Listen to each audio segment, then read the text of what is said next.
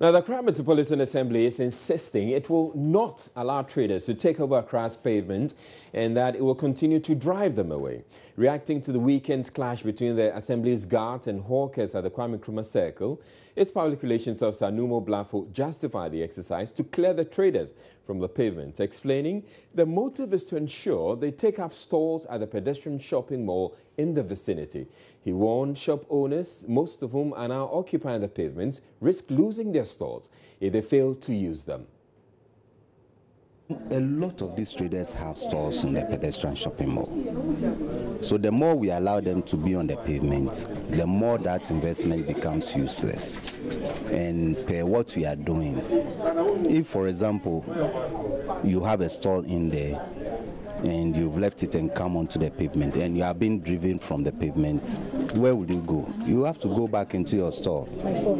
You understand? You have to go back into your store. So whatever it is, this is a signal for those who have stalls there to go in.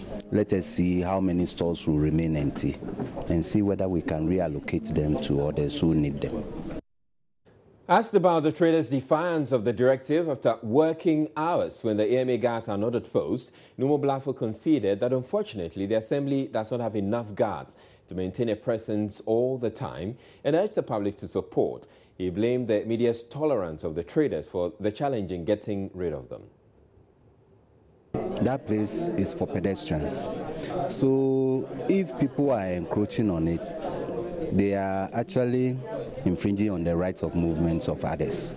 And that is where I want, or I will even like the media to take it up from. That yes, though they think they are engaging in some maybe trading activities or whatever, they are infringing on other people's rights, thereby putting them into danger. Because if you encroach on the road or the pavement and the pedestrians will not have right to or the way to use, then they will be forced to use the roads. And in using the roads, that's where we've gotten the statistics of high road crashes, that is vehicles and pedestrians. So I think it will depend on all of us if we are to sustain it. But the AMA is going to do all we can to make sure that the successes we have achieved there will not be eroded. Yes, as part of all that you do, the AMA, to ensure that there's success, what exactly, because this is not the first time we have seen this exercise, what exactly will you be doing differently? Well, it isn't any different issue as from what we've been doing, but that's what I'm saying, that in the past, the media has been a problem for us, because whenever we undertake such activities, they go in there, they give the people platform, and the people do all sorts of allegations without verification. The media broadcasts and publishes. So that's why I'm appealing to the media to desist from that act, so that we all can say that what they are doing is bad. Because if they come to you and immediately you tell them that the pavement is not meant for trading activities and you don't give them that platform to lament, I don't think they will come back again. But since they will come and you give them that platform, and whatever allegations they make, you don't also verify, then it's published and broadcasted, they feel that they have partners. So they are emboldened by that to come back, which sometimes weakens the efforts of the AMA. So, but you will also be expected to put in some guards or some level of laws here, so that to ensure that they don't come back. Our guards are there. Are you going to increase them? Because we all saw what happened over the weekend. Yes, we don't have that numbers to say we are going to increase the numbers. We don't have it. So that's why I'm saying it is for the pavements is for all of us. You understand? It's not for anybody, any one person or one individual or a group of people to say that yes, they have the right to trade there, others can go to wherever they want to go. No, it's for all of us. So we need to protect it. Now, the problem of congestion and the nuisance caused by these hawkers is not just an Accra problem, as elsewhere, scores of traders in the northern region capital, Tamale, have been displaced following a massive decongestion exercise by the Tamale Metropolitan Security Task Force, led by its Metropolitan Chief Executive Idrisu Musa Superior. The Monday morning exercise, according to city authorities, is to get rid of hawkers and vendors trading along some designated streets and disrupting vehicular and pedestrian movement in the process. A report by Hashmin Mohammed. The decongestion exercise follows a 3-month-long sensitization and notification campaign in the media on the need to get rid of unauthorized structures on the principal streets of the metropolis. The task force, with support from armed military personnel, destroyed unauthorized structures and towed vehicles parked at unapproved locations such as Sakasaka, Main Taxi Rank, Old Market, Abu Abu, Pekona Road and Waterworks, among others. Affected traders, angry by the action of the TMA, protested against the exercise.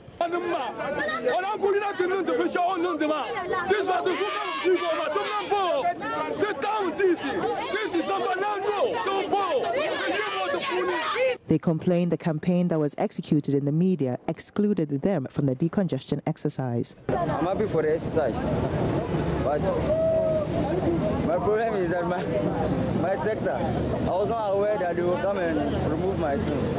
So just this morning that I came and I saw that my place was packed. Everybody knows that it's a market, but they are not using that place as a market. Yes. And they are coming out to sacking house. We don't know where we are going to sit, and we don't know how we will manage our children. So here, how they have been doing that is no, everybody don't understand for the MC. But Mayor of Tamale, Idris Musa Superior, tells Joy News the exercise was necessary for the safety of traders and pedestrians in the city. We have asked them all to clear. Nobody begging, no business should be done on the street at your own safety. I have the responsibility, the Metropolitan Assembly has the responsibility to ensure that our people are safe and alive. And I will not countenance any act that is being done on the street. And the beggars are on the street. And I tell you, we are just lucky that there haven't been any devastation. If there's an accident, all of them will die. So we have asked everybody to clear. For Joy News, Hashmin Mohammed's report from Tamale.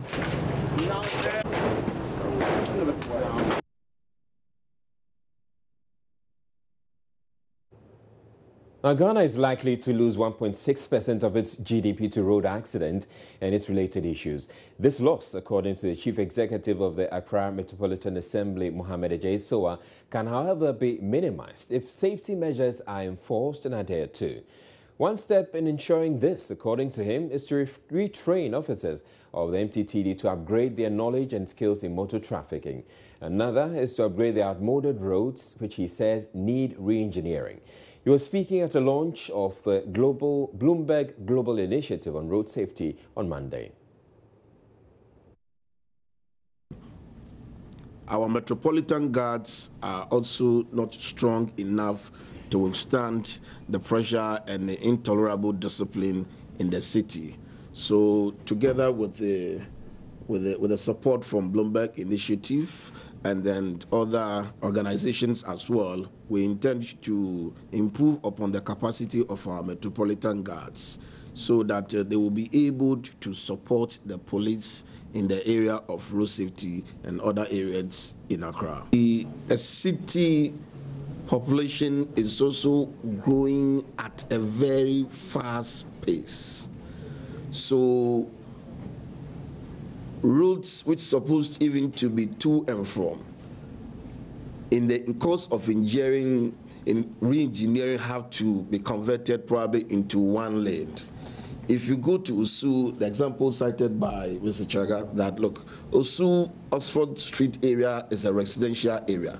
Today it's increasingly becoming a commercial area, and there are no parking spaces, and yet the cars are supposed to go to and from.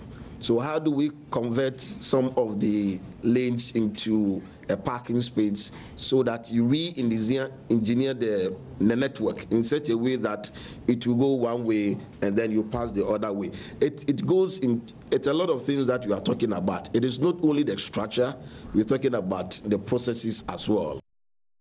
The mayor also noted the youth make up 83% of all road traffic deaths which occur under his jurisdiction.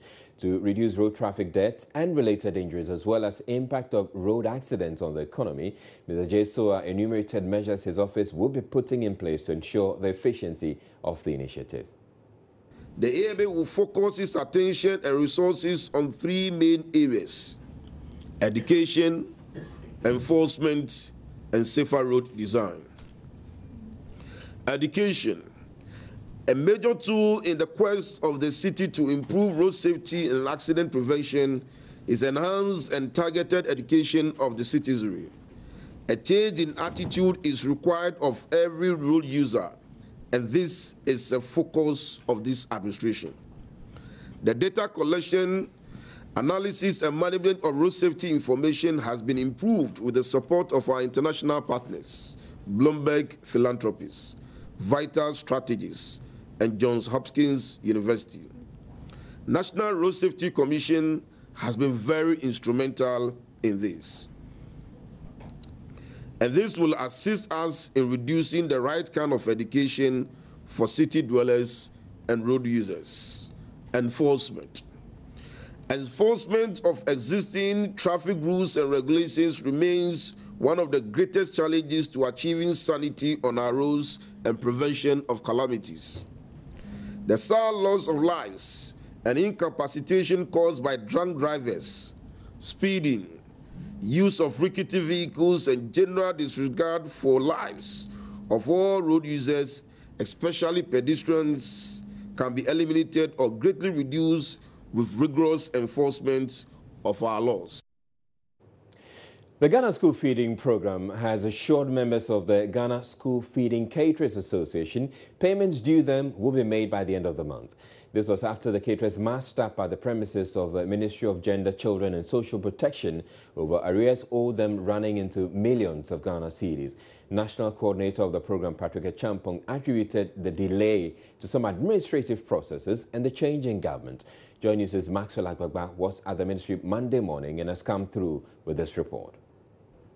Here at the Ministry of Gender, Children and Social Protection, some school feeding caterers are gathered here this morning, pressing home demands for the payment of arrears owed them by the Ministry of Gender and Social Protection. A lot of them have come from different areas here in Accra, and there's even a rep from the Ashanti region, Kumasi. We are all here to push that they are paid the monies owed them by the Ministry of Gender and Social Protection. What we are saying is that we've come to realize every government comes and they keep telling us, like the old administration, today the money is come, tomorrow the money is come, before they were voted out. This government came, they've paid 25 days of DS. We left it 75 days. So what we are saying now is that we are begging the minister. But this one was complaining actually. She says they've not paid them their monies, but yesterday, Mother's Day, they were able to send them Happy Mother's Day message, and they are not enthused about that. You are not happy about a message you received yesterday. Is that Happy Mother's Day? Yeah, I'm not happy about that. You sent this message about Happy Mother's Day. Yeah. Where is the money we will celebrate that Happy Mother's Day? We don't have money to celebrate. They didn't pay us for the Christmas to celebrate, Easter to celebrate, and even the Mother's Day. Then you send us message about greetings. That Happy Mother's Day. Where is that fund we used to do that Mother's Day? So which school? They don't give us. If suppose they give us, we'd have cooked. But they tell us, we always tell them next week, we always give them stories, so they can't serve us or give us anything again. So they are not crediting us, they are not doing anything. So we force ourselves even to sell your clothes, to buy, purchase things to cook for the school feeding. As at now, our market, our customers say they will not credit us, they will not give us anything because we every day give them stories. Okay. So they stop doing. So we don't have the funds to cook. It's not we are on strike. We are not on strike. There's nothing for us to cook. We don't have the funds. We don't have anything to cook. That's why. Thank you. National coordinator of the school feeding program, Patrick Champong, just met the school feeding caterers. He has attributed the delay to some administrative processes. He's promising them that by the end of the month, the payments will be made. In terms of caterer payments, we owe them 140 days. Of the 140 days, 75 days is what has matured for payments. We have made a lot of efforts to get the monies paid. However, let's not forget that because of the change in government, we all have had to go through some processes because governance and control is key, especially when it comes to the payment of monies. We have had the figures reviewed. We have had the necessary authorities to get that level of comfort and assurance that indeed the figure we are talking about is right. We have gone through the process and have it cleared. However, we still need to have some administrative processes cleared both at the Ministry of Finance and the Controller and Accountant General. And that is what indeed we are working on. We can assure you that based on how far we have come, we believe that hopefully by the end of this month, it should be possible to make the payment. I need to be very conservative to the extent that it goes beyond the ministry. There are other parties involved in the processes who would need to give us clearance. Reporting for Joy News, Maxwell Ababa. You're watching Joy News Prime. Still to come in the bulletin, the Bureau of National Investigations is questioning more staff of the Public Utilities Regulatory Commission as it takes over investigations into alleged suspicious payments at the commission. And then the Minister of Energy has been pouring out his frustrations about the gross inefficiencies at the Electricity Company of Ghana, in cites instances where the company is simply failing to collect payments for electricity consumed by its customers. We'll hopefully get a reaction from the Workers' Union at the Electricity Company of Ghana. Stay tuned, we'll be back in a bit.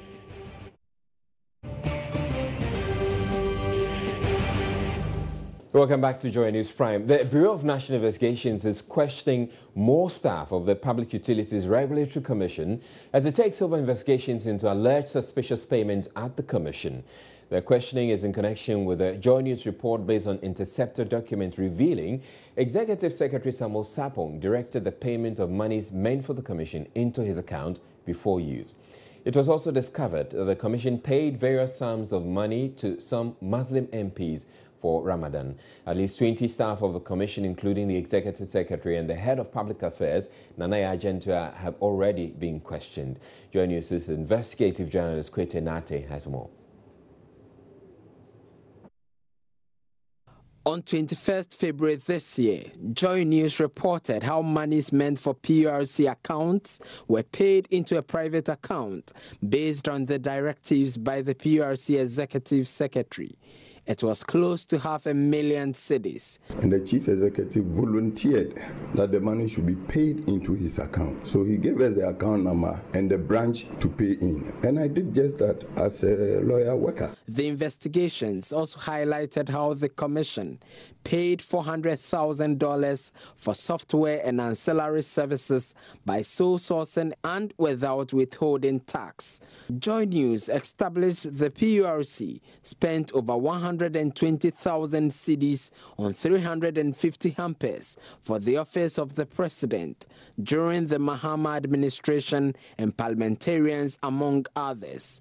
On 1st March 2017, the Energy Committee of Parliament summoned the PURC as part of the committee's own investigation into the matter. NDC MP for Asawase and member of the committee, Muntaka Mubarak, spoke about this. The Energy Committee is one of the committees in this House that is posed to be able to invite PURC. If it requires that something extraordinary has to be done, I'm sure the Energy Committee will definitely recommend that to the House. After the expose, Joy News is learning that the BNI has been inviting some officials of the PURC.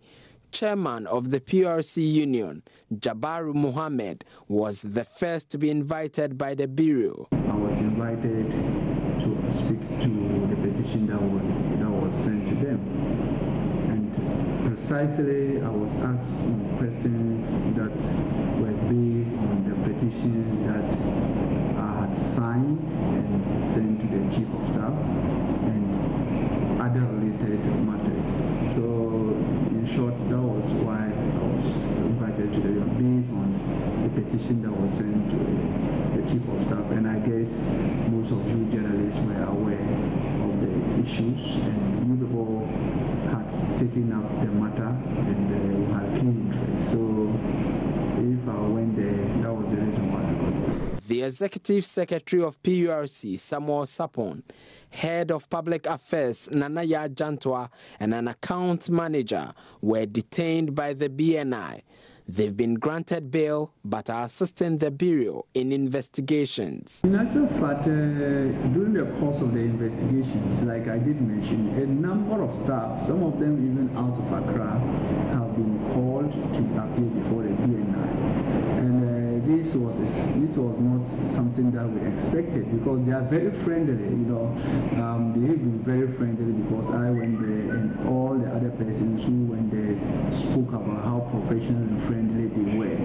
But with the detaining of the 3 persons that maybe you've heard of or you in a way gotten wind of, it is true that a member of ours and 2 management persons were detained, and a member of ours was one of accounts manager who works with the finance, and I think maybe he was not cooperating well. That was the reason why they detained him, and I think she has to be reporting to them all the time.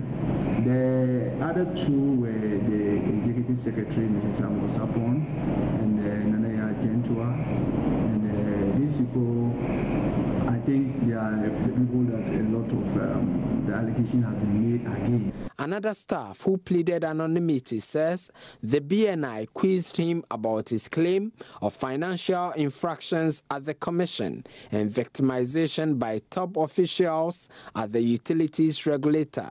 They wanted to know how come I was victimized, removed from office and made redundant, and then any financial issues that was going on at the place. Now, these were the areas that we spoke about. Run us through the details. What did you tell the BNI? I told the BNI I believed I was being victimized because prior to my being removed from office, I had raised certain issues concerning governance and financial issues in the organization, and I believe that didn't go down well with the management at the time. But while some management members are facing the BNI over questionable payments, staff across the country are pushing for the removal from office the PURC boss, Samuel Sapon, with red bands hanging at their premises. For Joy News, Kwetenati, Accra. All right, so most Ghanaians have had one encounter or another with ECG that wasn't too pleasant. Now, it turns out the Energy Minister, Boakye Agyarko, apparently happens to have had his fair share of these frustrations, which he has been pouring out. It mainly has to do with the inefficiencies at the company and the company's failure to collect monies owed them. Now, in this 3 minutes, or we're about to play, it's just about 3 minutes of 15 minutes of lamentations by the Energy Minister, Boakye Agyarko. After that, would hopefully get to speak with get a reaction to this from the Electricity Company of Ghana. We have by act of omission, run ECG down. It has to be picked up from the floor, right? And my thinking is very simple. Do we really honestly, this country, have 1 billion to invest in ECG without guaranteed results? We have to explain that clearly. We don't. And as an investment banker, if somebody tells me there's 1 billion sitting out there that you can raise for ECG, I'll tell you you're lying. People try to blame these small power theft, illegal connection. That's not where it is. There's something called district boundary metering. We don't. So the district, like Soma, does not know how much power has been given to it. Yes. ECG, the grid system also doesn't know how much power has given to Soman and how much was paid for, and how much has been paid for. Yeah. Look, I had a discussion with the managing director. American Embassy has 160 facilities in Ghana. They've not been built for 2 years. So they went to ECG and said, look, We owe you money. Bring us yes, bring us prepaid meters. We will use it for 1 year. And whatever we use, we will multiply it by 3 and give it to you. Kabashin Mene. They haven't been given the That is what the problem is. Up to now, look, what is the private debt? It passes. MTN called me. They said, oh, we owe ECG 35 million cedis. We are trying to pay. We are waiting for payment via instructions. And we've been waiting for 1 month. So I went to ECG. I said, hey, Eric, what's going on? I said, oh, the person who's supposed to send the instructions is on leave. Look at that. And they have 6,000 staff or something like that. 6,500. That's you see, and I sit back and ask myself, Jimmy and I are broke.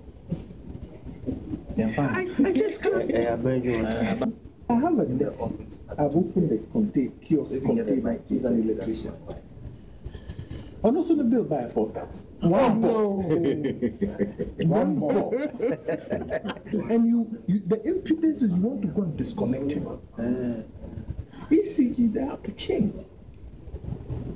This thing about 5 years and don't worry about 5 years. Let me tell you, if we take it 5 years out, what prevents the new co from laying you off next year? I had the same meeting with them, and I brought their lawyer.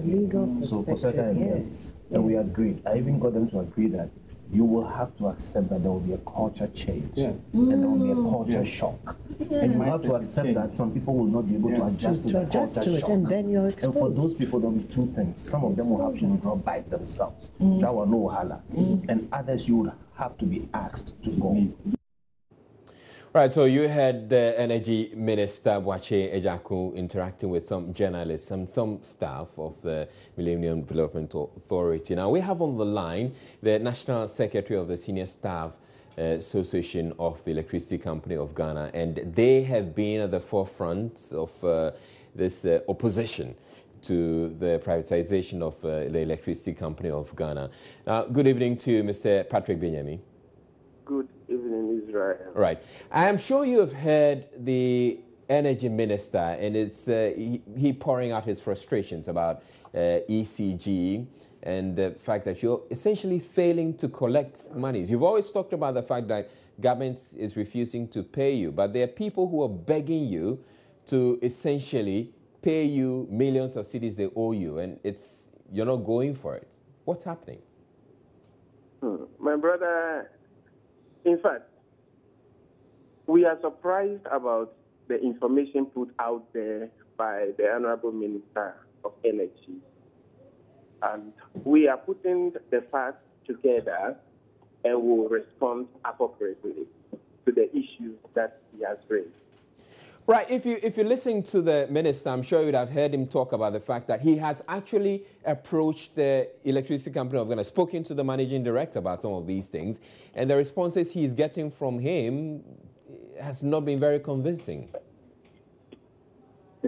My brother, it will be premature for us to comment.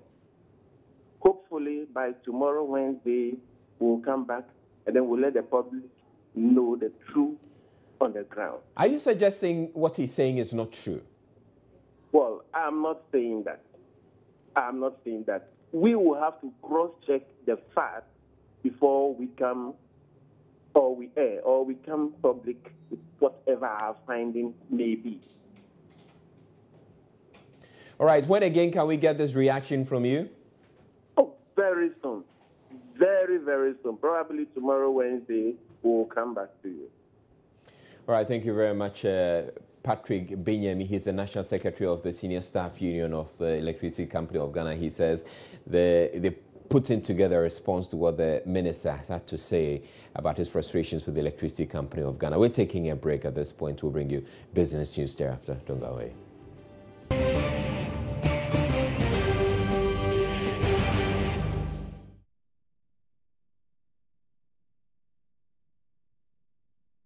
Hello, good evening, and welcome to Business. Now, government's proposed programs aimed at stabilizing the economy have been given a major boost by a rating agency, Fitch. It follows the decision to review the outlook on Ghana's creditworthiness from negative to stable. Despite this commendation, however, the agency still has some concerns with the economy. The following report is by George Riafe. The review in outlook is more of an indication that Ghana's B credit rating could be moved to an improved position during the next review if government quickly takes steps to reduce its rising public debt. However, Fitch kept Ghana's rating in the B range, which is still a warning to investors that if they lend money to government, the country could struggle in paying back on time because of its rising debt. According to the ratings agency, it took the action because Ghana is making progress in stabilizing the economy.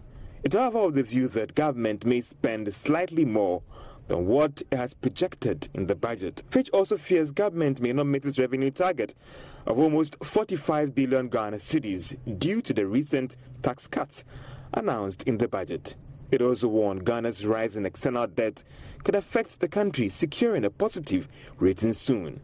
The agency indicated the state is engaging the IMF to renegotiate some program targets and structural benchmarks.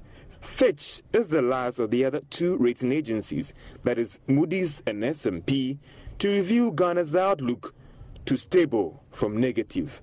The change in outlook could help reduce the cost of borrowing for government and possibly a review in the interest being paid on existing loans. Government in the 2017 budget is setting aside over 10 billion Ghana cedis as interest payments. It could also reduce the cost of credit for businesses that are exposed to international borrowings.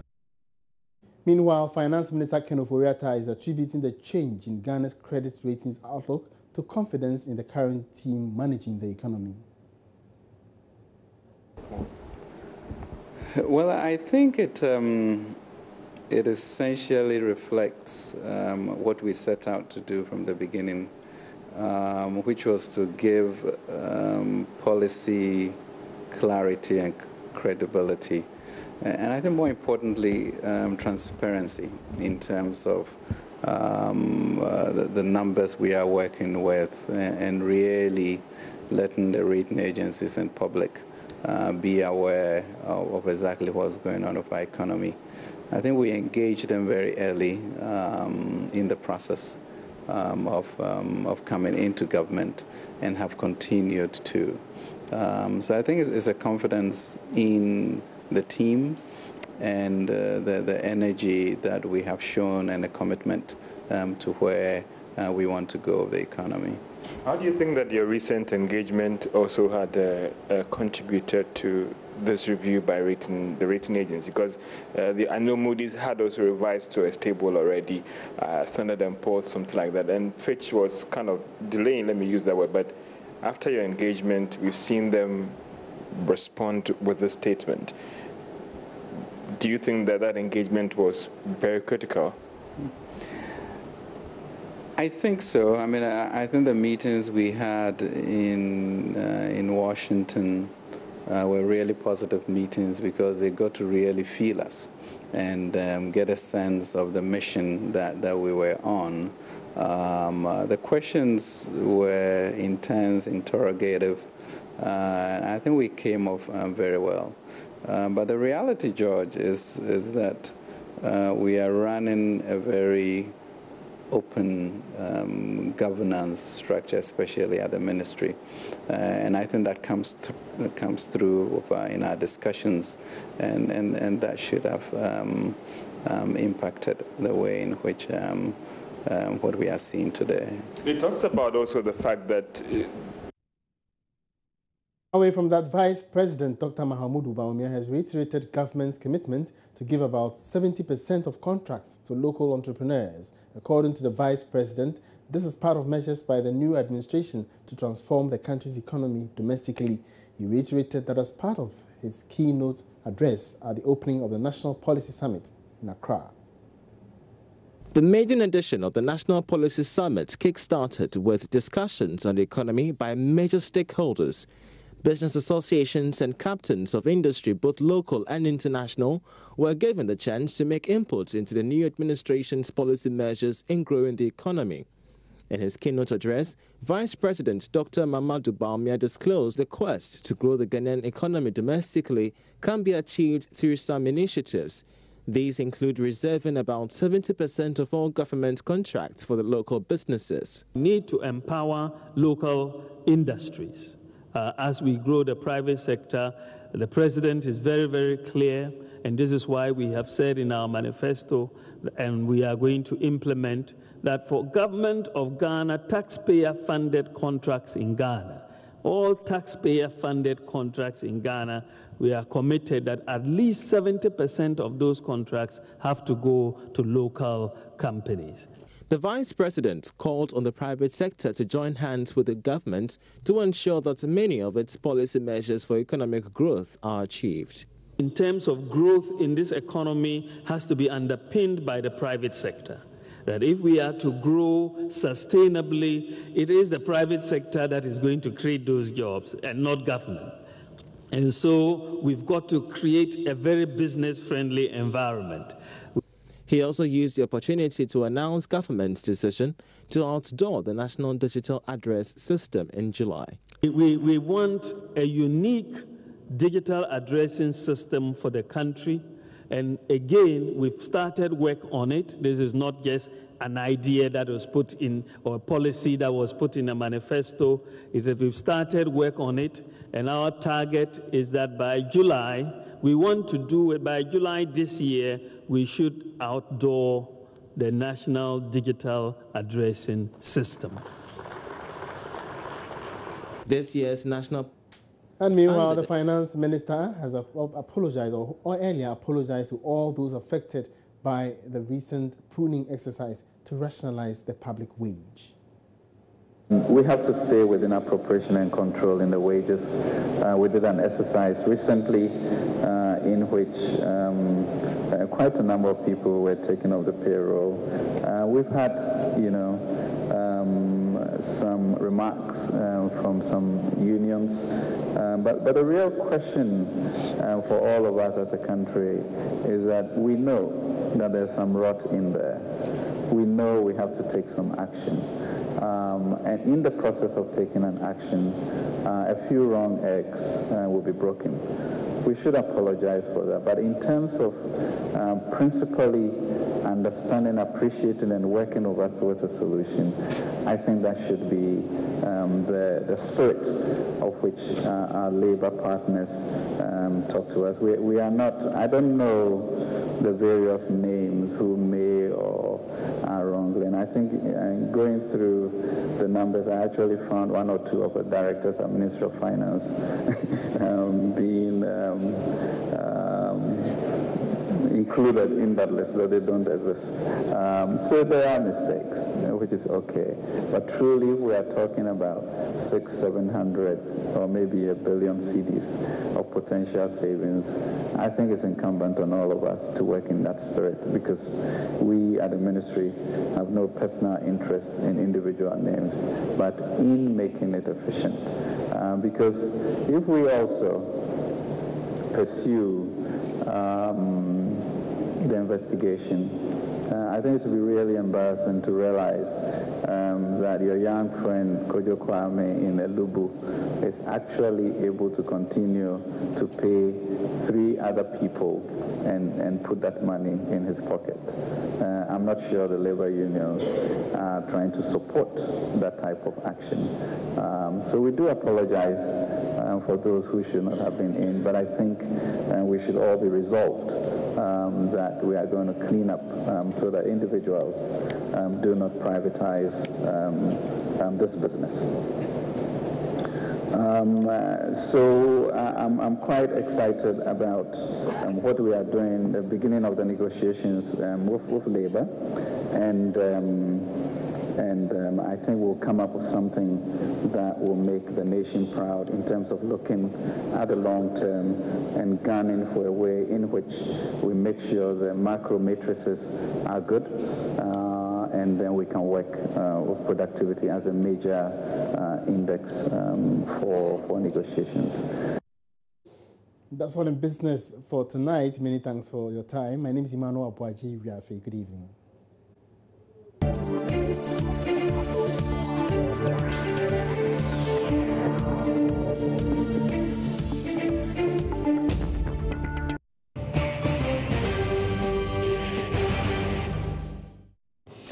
Vice President Dr. Mahamudu Bawumia has reiterated how critical the National Identification System is to the Kufuor-Addo-led administration's quest to bring prosperity to Ghanaians.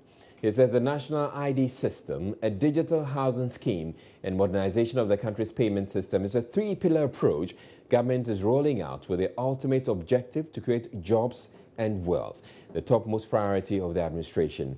Opening the National Policy Summit here in Accra, the Vice President said the economy will attract direct and sustainable investment if the three pillars are achieved.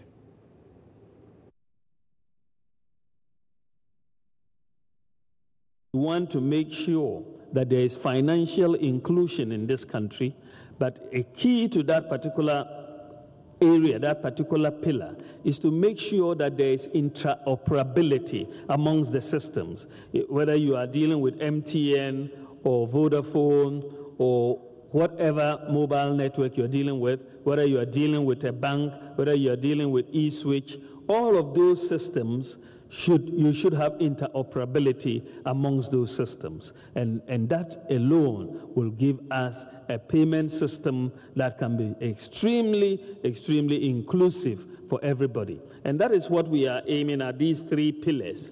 And again, I challenged with the authority of the president. President asked me to challenge the industry to make sure that this year interoperability is achieved. And we've challenged them, and they've responded very well. And the last meeting we had with them, they showed us a roadmap. And by the grace of God, by November this year, we will achieve interoperability of the financial sector in this country. So these three elements of formalization of the economy, the national ID, the address system, and the interoperable mobile payment system and the banking system, we hope to get done this year. And we believe, quite frankly, that when that is done, it will represent really a major transformation of the economy. These are the soft pieces of infrastructure. As I said, the unwritten rules of the game. It just changes the economy so dramatically that you can find every address, you can find uniquely everybody, and you can make payments to anywhere across any network. That allows the economy and the private sector to really deliver services in a wonderful way across the country. The Policy Summit aims to bring government plans and policies closer to the people. Information Minister Mustafa Hamid tells journalists similar events will be held in the regions and districts. It is important that the people really find expression in government projects and programs and policies, so that the ruling elite, the political elite, are not just the ones that are sitting and forming ideas and throwing them at the people. We really want, like the finance minister said this morning, to create a certain semblance of Athenian democracy, where once a while brethren can gather in a place like this, and to be gender sensitive, brethren and sistren can gather in a place like this and share ideas. As the Akan people have said, etikro enkwejina. Wisdom does not reside in only one head, or indeed even a few heads. And therefore, we recognize that as human beings, some of our policies could fall short or be deficient or whatever. We want these fora to create an opportunity for Ghanaians to come together. And since this morning, I have had brilliant ideas that have been given here by Ghanaians from all walks of life. The second point is that during the reading of a budget statement, the Minister for Finance just goes to Parliament, delivers the statement, and walks away. And only parliamentarians who are just 275, have the opportunity to debate and digest the budget. The rest of us that are outside Parliament do not have such an opportunity. It is the reason the Ministry of Information is giving us this opportunity as Ghanaian people to also have a bite at the cherry and to contribute our quota to nation building and governance. The Progressive People's Party has meanwhile lauded the National Policy Forum, even though they are skeptical about the level of transformation it can bring. Government is looking to foster a two-way relationship between its agencies and the public, but speaking through the summit. But speaking on the pause earlier, National Chairman of the PPP, Nia Lotebru Hammond, says his party fears this might just be one of the many talk shows without a clear plan for implementation. They have the national communication team there. They have their own communication apparatus. They have the Ministry of Information and the vans and all of that. So they ought to be able to utilize those areas to let us know what it is they are doing. At the end of the day, which will be in 2020, we will judge them on the performance. You know, it's just not just words. You remember that in the campaign, the build up to the 2016, we said there were promises and there were doers. You know, meaning both of them can speak. Both the doer and the promiser will speak. But at the end of the day, who would perform? Who would perform? And that is what we want Ghanaians in redefining this playing field for them to understand that it is not just voting for someone who can talk. So you're not impressed with the National Policy Forum? Well, the PPP is not impressed. To elicit the views. It is a good thing. Yeah, it is a good thing to elicit the views of Ghanaians. Okay. The better thing will be able to implement it so that your life and my life changes. That's true.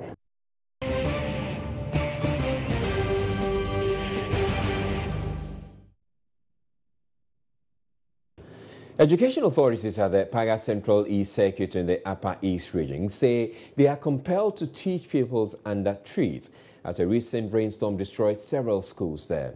A visit by Joy News to one of the schools revealed that some of the pupils have to huddle up in one half of their classroom where part of the roof remains to have lessons. Upper East correspondent Albert Torre filed this report. The Tazika Baktua Junior High School is one of several schools within the Kassena Nankana West District that were destroyed in a rainstorm last week. Except for the head teacher's office, the roof of the rest of the school building has been ripped off. Some of the furniture have also been destroyed because they were exposed to harsh weather after the roof was blown off by the storm. The situation has compelled pupils in the Form 3 class of the Tazika Baktua JHS to always crowd up at a section of the classroom. Some of the pupils spoke to Joy News. You move off. You don't have a place to sit and read again. Now you're under trees. Then it's not going for us again. So you're pleading with the government to come and help us to read the zinc again to continue with our studies. We don't have any place to sit and study again. So we want we need the help from the government to come and help us to read our school. As we were back to school, then there was a certain rain which came and opened our roofs away. Then we come very suddenly, find a place to sit and learn. Then we are very worried. Then we want to kill the government to reroof our school. The rest of the pupils here have to sit under trees for lessons and sometimes manage to use their roofless classrooms when the weather gets cloudy. Member of Parliament for Chana Paga, Rudolph Amenga Itgo, through a representative, donated some packets of roofing sheets and other items to the school. But the headmaster, Michael Kandre, tells Joy News the donation is not enough to fully repair the school.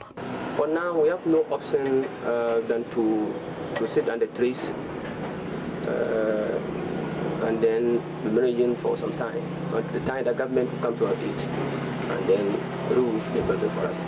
The Tazika Baktua JHS is not the only school that was affected by the rainstorm.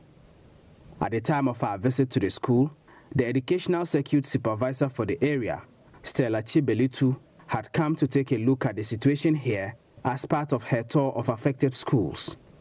She told Joy News Lessons had almost come to a standstill at several schools within the Paga Central East Circuit due to last week's rainstorm. Majority of the schools, the structures are not even in good shape. The buildings are weak, and for that matter, any storm that comes, the schools will easily be roofed off.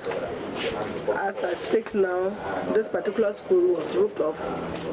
There's another school that is Nakolo JSSB. It was also roofed off with all the building caved in. We were even very fortunate that this storm came in the night. If it had done in the afternoon, it would have been a big disaster. For now, the authorities here will have to improvise in order to take pupils here through classroom lessons until help comes. From Tazika in the Kassena-Nankana West District of the Upper East Region, Albert Sori, reporting for Joy News.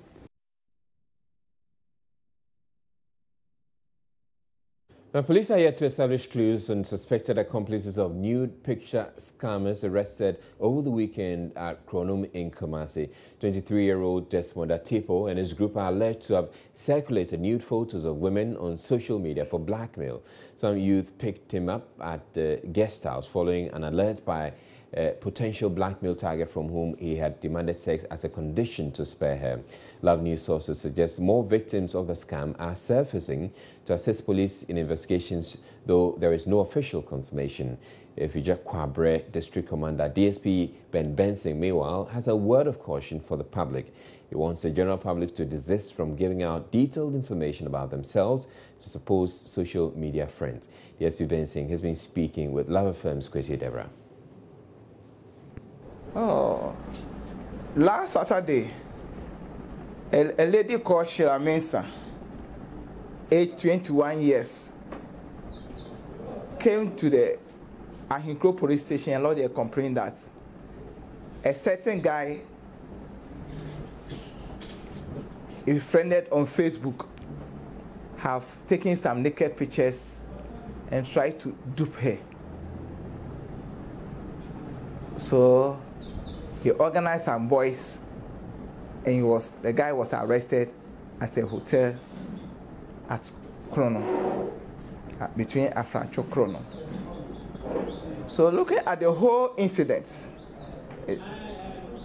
this guy sent a request on the Facebook, and the lady by chance also happened to be on the Facebook and accepted the request. Through that, they became friends.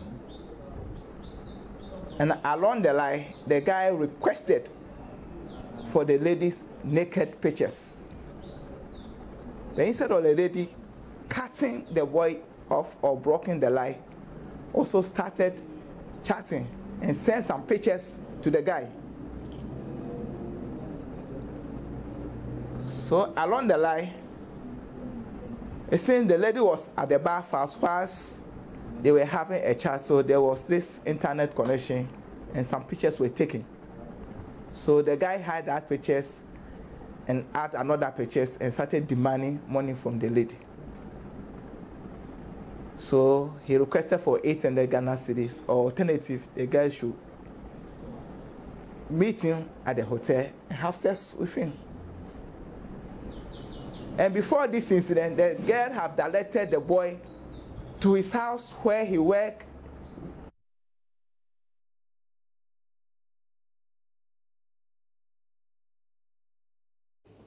President Akufo-Addo's nominee for the Techiman Municipal Assembly has been unanimously endorsed by members of the Assembly. All 46 Assembly members who participated in the exercise on Monday voted yes to John Donyina being named the new Municipal Chief Executive. Before his nomination as MC, Mr. Donyina was the first constituency vice chairman of the New Patriotic Party and has been speaking for the party for the past 10 years.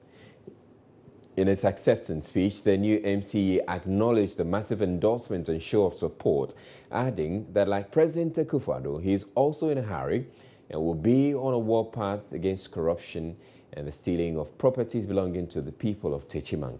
He appealed to all stakeholders to cooperate with him to develop the municipality.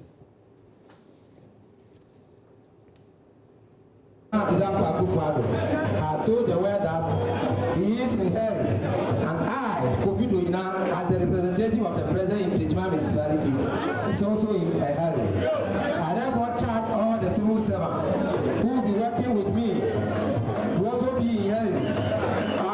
continent lately. The other one continent inefficiency and laziness. I am going to be on the war path against corruption and the stealing of collective assets of the people of Techima. Much as I will never be vindictive, I will not sit down for anyone to sabotage my effort as I try to bring good things for the people of Techima.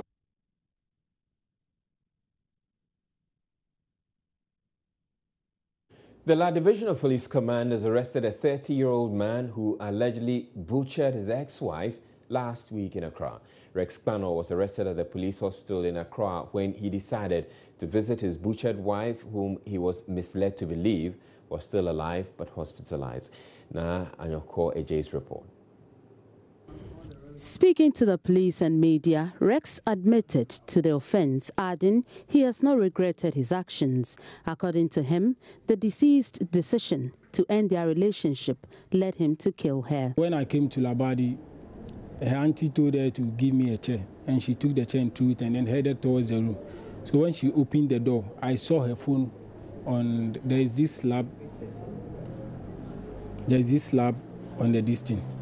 So I took the phone to take some of the numbers she had on the phone to call them and then warn them. And when she saw that, as I turned, she pulled the bag behind the bag I was wearing, and then the knife fell. So as she went down to pick the knife, I also held the knife, but where I held the mouth and she held the back. And then it was there that this thing started. According to the La Divisional Police Commander, Chief Superintendent Odura Menin, measures are being put in place to process the suspect for court.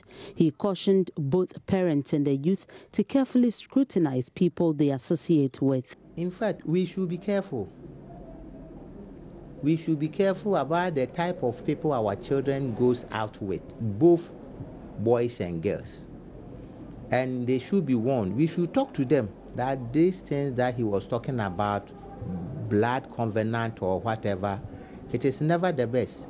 No one should advise their child to enter into that thing, because if you do so, you've been bonded for life.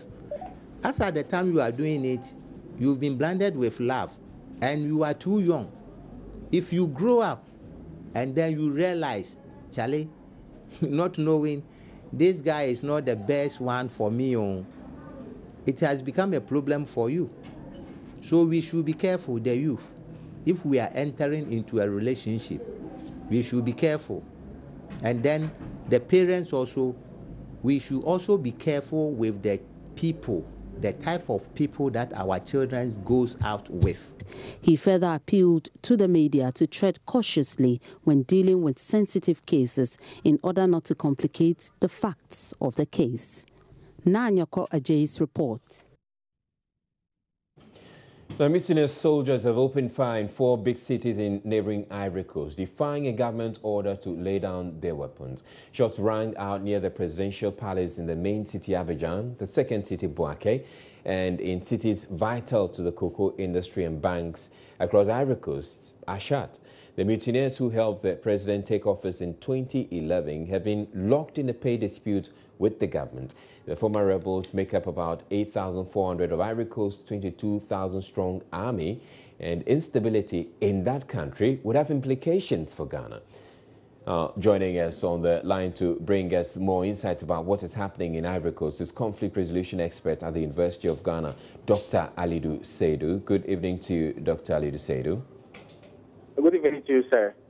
All right. Now, why is a group known to have helped the current president take over revolt, now essentially revolt against his government?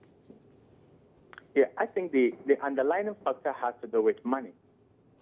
But if it was just money, the dispute could have been resolved in a very different way, because we believe democracy has inbuilt mechanism that allows for dialogue to be used in the resolution of disputes. So I think if it was just any other army or the regular army, they could have used democratic processes to be able to resolve this dispute. But, you know, Africa as a continent generally have this issue of civilian governments trying to exercise control over military regimes. Over the military as an institution. It has been a very delicate balance since our historical evolution and immediately after independence, from late 70s to early 60s. We've always had a difficulty of a civilian president controlling the military institution. But if you look at it, it all has to do with spoils of war and dividends. This particular, I think about 8,400 guys in the military were part of those who fought strongly for the Alassane Ouattara regime in the 10-year civil war. So to be able to compensate this group of people, they were integrated into the army. So now they are questioning, or they are demanding that the amount of effort that they put to bring this current government to power should be paid them. In the normal sense, if it was just a regular army, I think they should have been able to use a democratic means of resolving this particular dispute. And we all understand that there is an element of discipline that is built into a regular army compared to a rebellious group that was integrated into the army. So the happenings that occur during conflict has a lot of implication on post-conflict governance and then reconciliation and peace building. So a lot of thought were not put into this particular decision. So the dilemma is, were you going to leave these 8,400 strong people out of the military? It would have been very difficult because you couldn't control them and you wouldn't know the implication. They could rebel and overthrow the government at any point in time. But integrating them into the army also has its own disadvantage, and that is what we are seeing now. So it is very difficult. If you read the news around, it suggests that the Ivorian economy relies so much on cocoa, and now the prices of cocoa is falling. So it will be very difficult for them to sustain the amount of payment that the government promised them. And once they are not able to pay, these people are not willing to negotiate. And we risk having Ivory Coast going back to civil war because it's going to have a lot of implications for the country and the neighboring countries, including Ghana. Dr. Ali Dusedu, how worried should we in Ghana be? Why should we be worried? Yes. How worried should we be? Oh, I don't think so much. I believe at this level, our military agencies and institutions should be able to make advanced preparation for the uneventual eventuality that will happen. But I still believe that they will be able to deal with it in an amicable manner so that it doesn't lead out to an all-out war.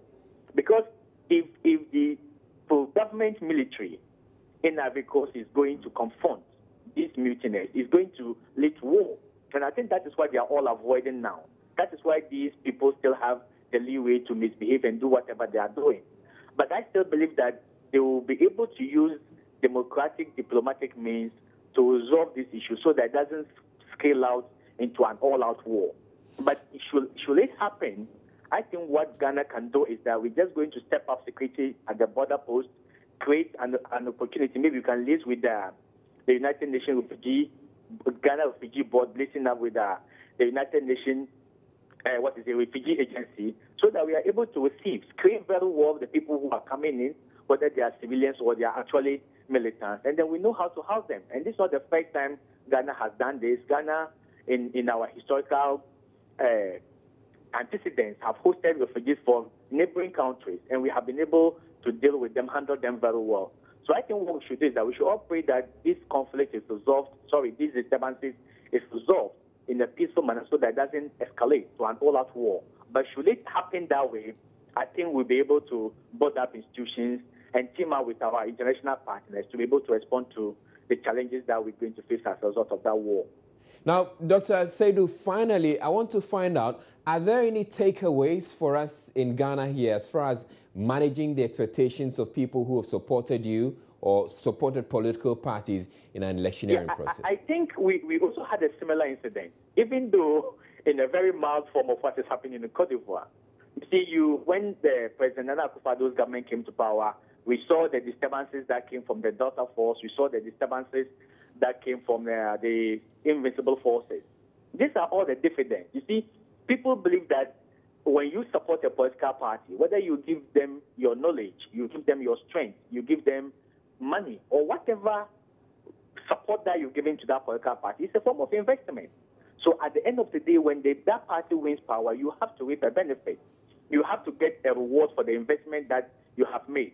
But once governments are not able to manage this expectation, it is going to lead to something else. I think in Ghana, we were able to put our feet on the ground and then speak to these particular factions in the language that they understood. So there's relatively peaceful nature of going about these things. But moving beyond this, even civilians have what is the expectation that should be met by government. But in the civilian sense, they either use a peaceful mechanism like a protest, or maybe they'll vote you out at the end of the 4 years. But if it has to do with organizations or groups that are armed, that can use weapons, and that can challenge the state autonomy to continue and monopolize violence and with the use of force, then you are going to be in for a big trouble. But I do hope that since our democracy has traveled this far and long and has consolidated a bit, we are able to deal with these mechanisms or these disturbances of emerging issues in a way that is still diplomatic, that is still democratic, and we now resort to the levels that it has gone to in Cote d'Ivoire. All right, thank you very much, Dr. Alidu Seidu, and he is a conflict resolution expert at the University of Ghana. This is Joy News Prime.